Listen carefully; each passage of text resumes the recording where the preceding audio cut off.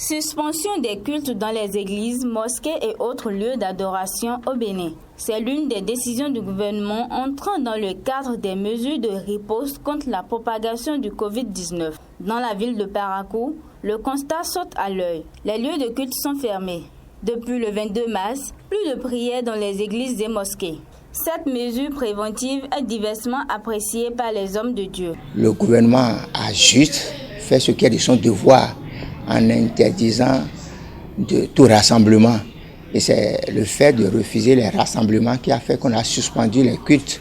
Donc, nous l'acceptons très volontiers et nous assumons cette période, bien que cela soit un peu difficile pour chacun. La Bible nous exhorte à nous soumettre aux autorités. Donc, en tant que autorité spirituelle, nous sommes tous soumis à l'autorité établie sur la nation. Donc, mon identité de pasteur ne me donne pas le droit d'enfreindre aux décisions des autorités établies sur la nation. On est obligé de respecter les mots d'ordre du gouvernement. Le gouvernement ne fait que gérer sa population pour le bien-être d'elle. Mais ce n'est pas suffisant. Si nous regardons dans la des mondes fous, c'est le marché. Au marché, tu peux trouver une fois le nombre de la mosquée. Mais pourtant, ça s'anime. Bon, quel est alors le cas? En dehors de ça, les frontières sont perméables.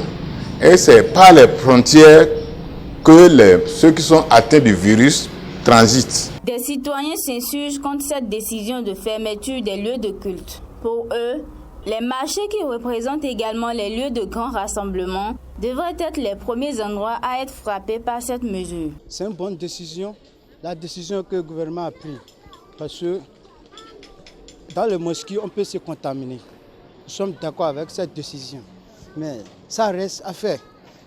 Au niveau des marchés, ils devaient fermer tous les marchés. Maintenant, nous on est à la maison, notre femme peut aller au marché pour se contaminer et venir à la maison. Donc ils devaient commencer par le marché. Ce qu'on a vu là, vraiment, ça nous étonnait quoi. Parce que dans la mosquée là, c'est mal vient, c'est là-bas, les gens vont réunir pour prier, les commandes de balles vont partir. Et il a fermé les mosquées avec l'église. Or que vraiment, c'est ça qui nous n'est pas content quoi. Marché donc quoi là, si c'est ça coûte de population, normalement on va former dans quoi. Donc en tout cas, je sais des populations qui vendent la série sont départies de 2 millions de personnes. Et tous les grands marchés, le Bénin, Parakou, Djougou, c'est Potombien, tout, ils sont même pas fermés. Et les marchés les ont cyclés pour procéder. La suspension des cultes n'est pas synonyme pour les fidèles de perdre leur foi en Dieu. D'où ces mots d'exhortation. C'est le moment pour chacun de s'approcher beaucoup plus de son Dieu, de cultiver cette relation, cette intimité avec Dieu dans la prière, dans la méditation et dans tout ce qui convient d'être fait pour que nous continuions à vivre notre foi. Un musulman ne doit pas manquer un seul jour, une seule prière.